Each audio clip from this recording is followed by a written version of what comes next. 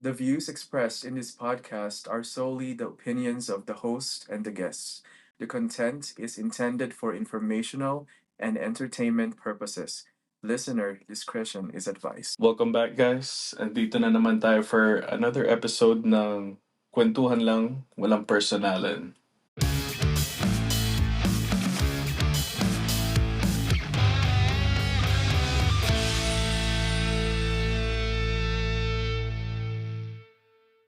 It's Aves. And it's Patrick.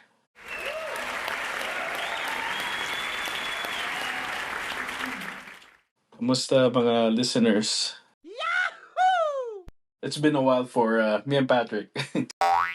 Hindi kami nag-record in a while eh. Ang tagal na, siguro mga magto 2 months na rin. I know, na-busy bigla sa work eh, pero sa mga previous episode natin, parang sinasabi natin chill eh, no?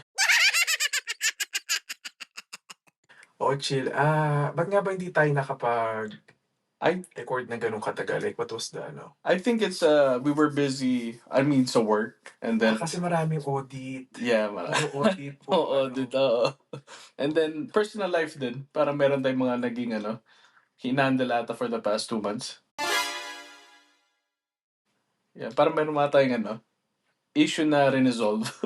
Meron ba? I mean, ako, yung parang sa, let's say, sa mga gym, ganyan, meron akong mga personal issues na hinandle in real life, mga ganun, IRL. Ay, ikaw ba wala?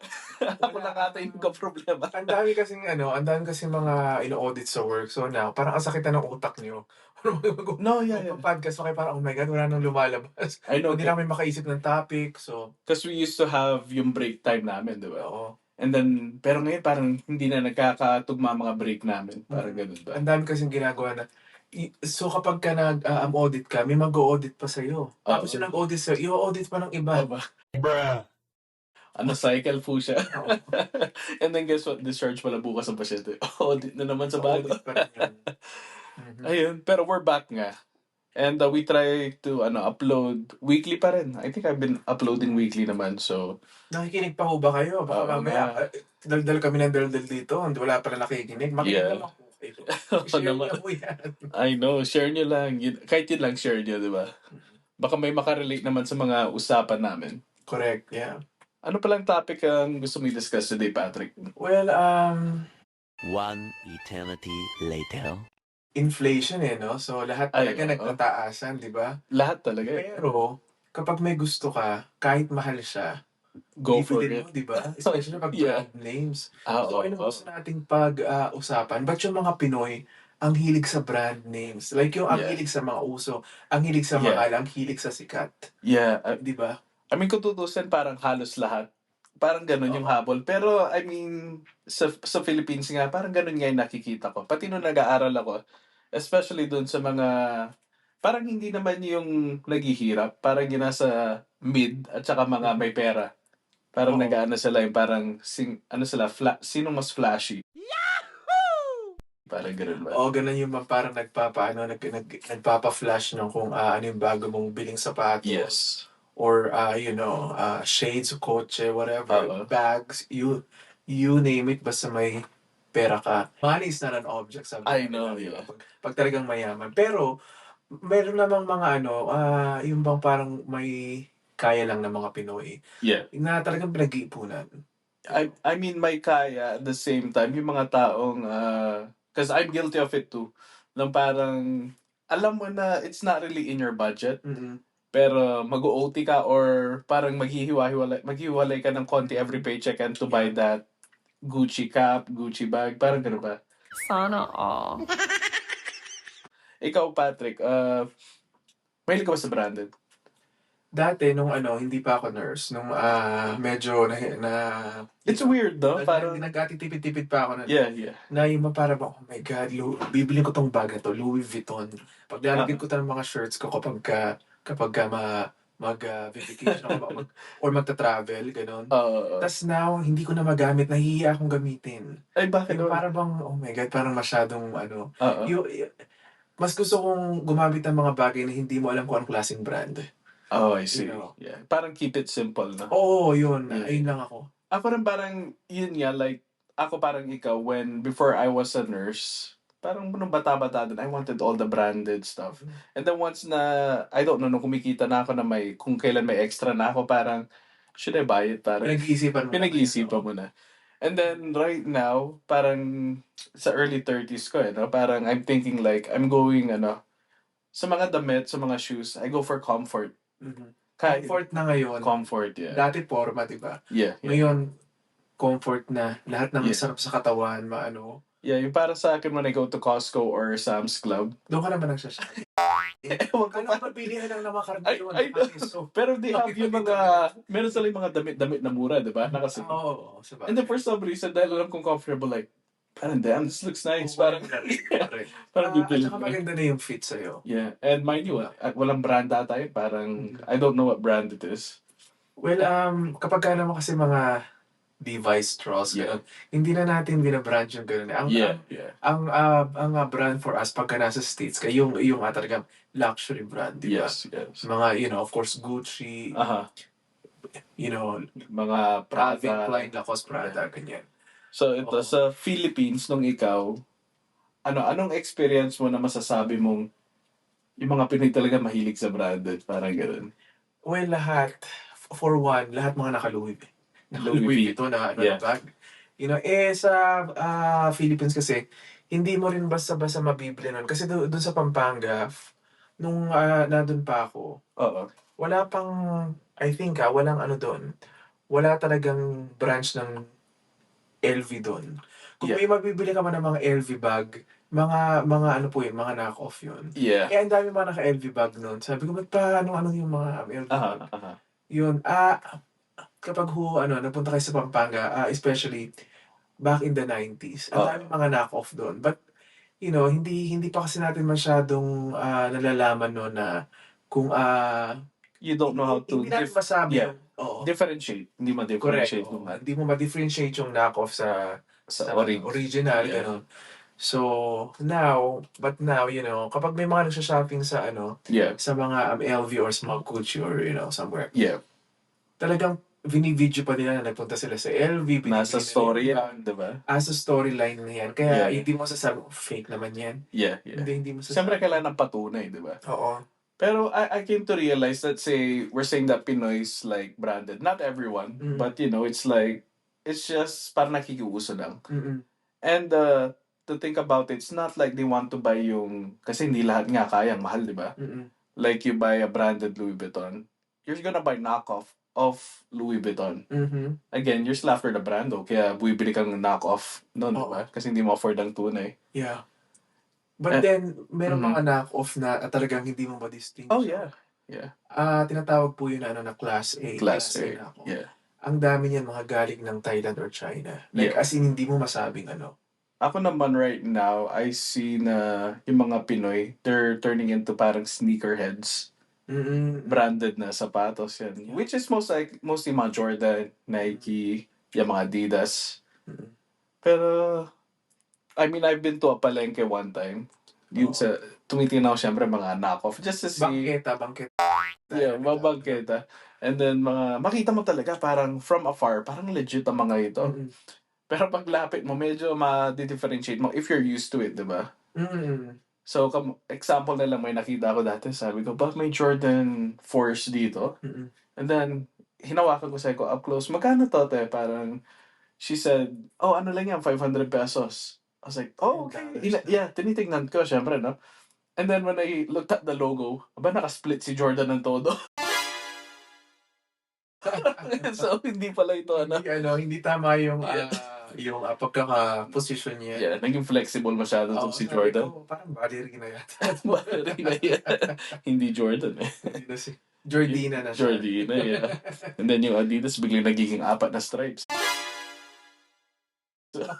Ibang klase na to. No, actually, ito yung mga dati na mga knock-off. Kapag nagpunta ka sa Yeah, tama ka dati. Yung mga knock-off na talagang hindi mo masabi na wow. You don't know which is which. It's too close, hindi mo na masabi. Yeah. Maraming mga knock-off ngayon na talagang kala mo talaga, legit talaga. I mean, that's when yung ang sinasabi mo na, yung Class A. And then siguro nakita ko ba, Class D na yan. Bruh. Class. Mga rejects na tinipid no? Oo. Yeah. Yeah, but And mostly, mahilig ang mga Pinoy sa Lacoste. Mahilig sa buwaya na logo. Singkalaki ng buwaya, you know? Ay, nakalakas po si Patrick ngayon.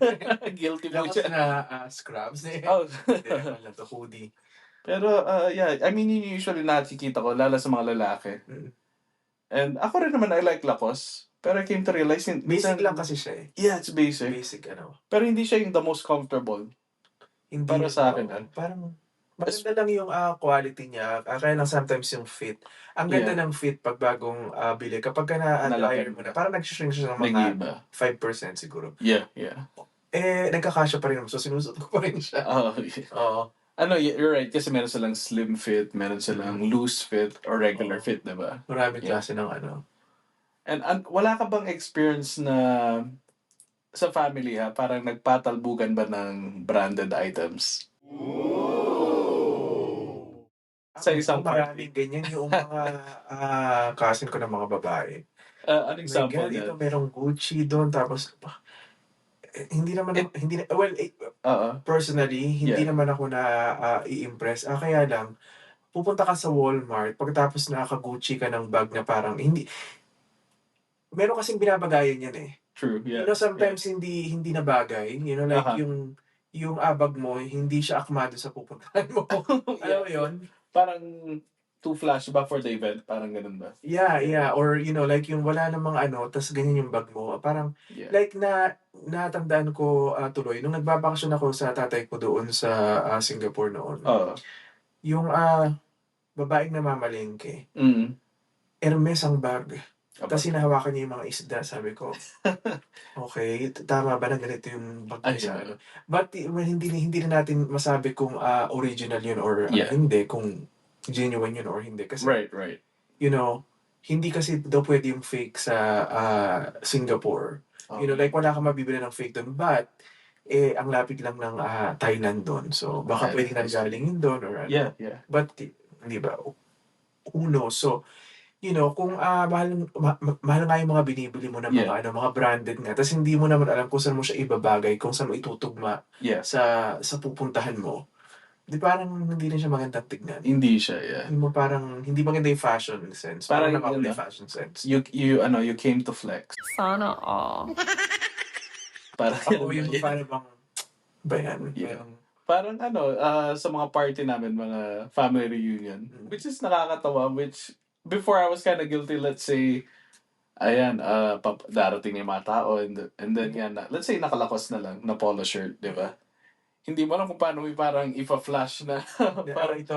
Parang pinoposition mo yung buhay. Or you're waiting, tama. Or you're waiting for the moment na papasok ka sa eksena. Kasi, ako nabili ko to sa ang mahal, parang mga 10,000. Alam mo yun, yung low-key nag-i-insert ka sa conversation na para ma-flex mo yung bagay na meron ka. Hindi. Bakit nga ba gusto ng mga Pinoy yan? Ayun ang tanong doon. Dahil siguro mahal siya. And then parang, may pera to. Parang, hindi, but like, why do we have to prove ourselves na kaya natin bilhin? It's just ego.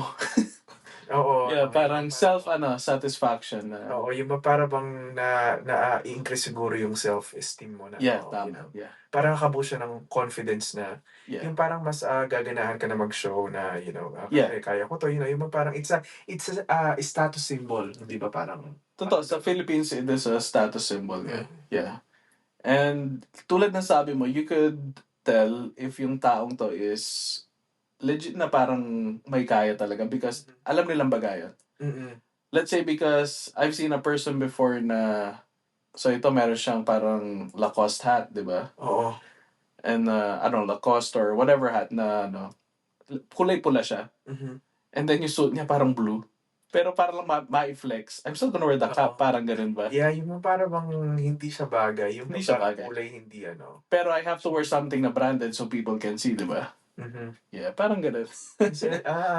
Baka gusto niya mabukhang parot. Bruh. Diba? I know. Pero flex na flex ang ulo. Ibang-iba yung kulay. Yeah. You know, nung mga bata-bata pa ako, gusto ko rin yung mga ganyan, parang nag-flex, ito, ganito. Ako lalo nung nag-aaral ako. Oo, diba? Kapag yung mga lumalaki pa tayo na gusto natin nag-show ng mga bagong shoes, gano'n. Yeah. Parang nung bata tayo, let's say mga grade school, fine-flex natin mga laruan, syempre, Oo. di ba? Nung mga high school na, ayun, mga mamahaling gamit na. Mga In bag na, college, sapatos, cellphone. yeah, pabango. Oh. Well, hindi nila masasabi, but I know. they are going to know that you're there, na yung hindi ka man nila makita, but they can smell you. And Na it's parang, if they smell something unique, oh, yeah. di ba? That's Ave. Di ba? That's Parang gano'n, Patrick, yeah, ano? di ba? Yeah. Parang, oh, nandito na siya. Ito na yung aura niya. Ito na yun, Parang oo. gano'n, di ba? So now, you know me, I don't care about the brand of clothing. You know? Yeah. Basta I smell good. That's all that Yeah. matters. I'm clean. Sana all. I think that branded thing is it's a stage Mhm. na that you have to parang overcome ba? Or pag nagsawa ka na, marirealize mo. Yeah. Good examples parang sina Mark Zuckerberg. Mm-mm. Makita mo yung mga picture niya lagi. Parang ano ba ito, naka H&M or Old Navy Right. na shirt, But di ba? if you see the brand, mahal yung mga brand na magagamit nila, but Yeah. it's not known. It's not known. Like you said, parang simple siya, wala man tatak. Pero they're after comfort. Diba? Yeah, like yung mga shirt nila, nakala mo mga tagti $30, $400 pala. Yeah, para You know? magulat ka. Oo. Ito, ano yung parang favorite brand names mo sa mga damit? Yung mga mamahal. Kahit Lacoste, tatlo lang ganyan. yan. So, Lacoste? Well, nung nandun ako sa Philippines, gusto ko yung Guess. Ganun. Oh, okay. Hindi na nga lang siya talaga. I know, it's not more luxury that, dito. hindi na siya parang nasa status na yun, ba? Oo, yun. At saka Versace. Oh, yeah. Versace parang napaka-eye-catching ng mga dating. Oo, It looks like parang sinaunang style, parang mga gods, goddesses, parang ang binibili ko lang noon, or ang binibili ng dad ko noon, mga ano lang, mga shirt na pwede mong magamit. Hindi with hindi the yung, name. Yeah. yeah, hindi yung mga shirt na mga masyadong mga gaudy. Yeah. As in t-shirt lang na mga Versace. I see. Simple lang. Yeah. Ayun yung mga gusto ko noon. But now, I can wear H&M. I would rather wear Zara or H&M. Oh, yeah. And then wear something like Maison Francisco dyan. Oh, Mga tagti $300 to $400 na polo. Okay lang Yeah. doon. Okay na yan. Basta mabango yun. Basta mabango ka. Ako naman back then, the thing is though, dahil di ko man afford talaga, I never really got into like branded stuff. Siguro nag-work na ako. Yung Lacoste, I like Lacoste. Pero I realized na minsan di na komportable yung iba. Siya yung para siyang Sumisikip, yeah. Oo. And then, right now actually, yung gusto ko is yung Polo Ralph Lauren. Yeah. Yung yung isang rider. Mahal din yun, Yeah. Medyo. I mean, I try to find, syempre, discounts lagi. Kapag yata nag-sale yung mga shirt nila, parang mga nasa $80. Oh, yeah. Oo. So, mahal pa rin. Yeah. Yun yung mga ko because, siya, simple lang, and then, komportable. I mean, yung logo niya, hindi mo nga nanonotice minsan, liit lang, di ba? Oo. At saka nasa mo yan nasa matching mo yan . Yeah. Kapag maganda yung fit sa'yo, maganda yung kulay, maganda yung matching mo, it doesn't matter whatever brand. Basta alam mong dalhin yung damit. Yeah, bagay sa'yo yan sa body type mo, syempre, di ba? Oo, yun. And then yung last ko is, I've always liked Gucci. Yeah. So, Gucci, hindi yung damit nila. I like yung sapatos. Mga accessories, mga accessories, yeah. Shades, no? Caps. Yeah. Yung cap, meron akong Gucci cap yan. Oo. Speaking of Gucci pala, parang nag-decrease yung sales nila. Oh, yeah. Last year and then this year, parang humihina yung kanilang sales. I hope para mag-sale naman. Bruh. Well, actually, nagsisale ang Gucci. Oh, do they ba? Ang Louis Vuitton hindi nagsisale talaga. Yeah, hindi nga. Tumataas lang sila. Pati yung, pati yung mga like Hermes, mga Chanel. Yeah. Ganyan. Hindi sila nagsisale. Pero yung Gucci nagsisale sila. Yeah, yung Gucci, it's just something with the color combination. And then yung may ahas-ahas. Oo, or tiger, gano'n. Yeah, tiger, yeah. Yun lang. Pero, I mean, honestly, kung quality, okay naman siya. Pero again, syempre yung mga brand na yan, overpriced, di ba? Oo. It's like, maybe the cap they sell na, it sells for like, what, 600 and then ginawa lang nila for like $20. Oo, di ba? Ganun lang yun it's just the brand name. It's a brand name. Oo. At saka kasi po, right now, parang hindi na uso yung inuulit yung mga damit. So Yeah. kung bibili ka ng Gucci na na $300-$400 shirt na Gucci, Yeah. parang mahihiya ka nang i-suot ulit, especially yan, kung pumunta ka sa party. Kaya ang nangyayari ngayon, may tinatawag tayo na fast fashion. Yung parang kapag ka nasuot mo, hindi mo nabibilihan. Kaya, but those kinds of things, those are just, like yung parang mga much more affordable brand like H&M, Yeah. Zara, ganyan. So, yun yung mga bagay na hindi mo na siya masyadong inuulit. Because kasi, hindi naman kasi siya mahal. Yeah. Iniisip ko nga is, yung pagiging actor or you're on TV, it's like, parang di ka pwede mulit ng damit, no? So I've always wondered, like, meron ba silang parang supplier to promote it? Alam mo yun? Parang ganun. Yeah, saka ito rin ang iniisip ko dyan sa mga ganyan, especially mga nagsusuot ng mga talagang mahal, na ganun ba talaga kalaki yung kinikita nila? Yeah. Or they could be, siguro may nag-sponsor, or they're probably using counterfeit. Who knows? Yeah, who knows, diba? Hindi ba? Kasi, I mean, pero on TV, if you notice though, it seems like they don't really wear yung parang litong na litong brand. It's just a plain color ng isang itang shirt or dress, anything, no? Because, yun nga, hindi pwedeng ulit-ulitan. Oo, di ba? Yeah. Kaya sa kaya gusto ko yung trabaho natin, pwede natin ulit-ulitin ng scrubs. Sometimes Diba? hindi na tayo naka-scrub, naka-shirt lang. Oh yeah, minsan shirt lang, yeah. You know?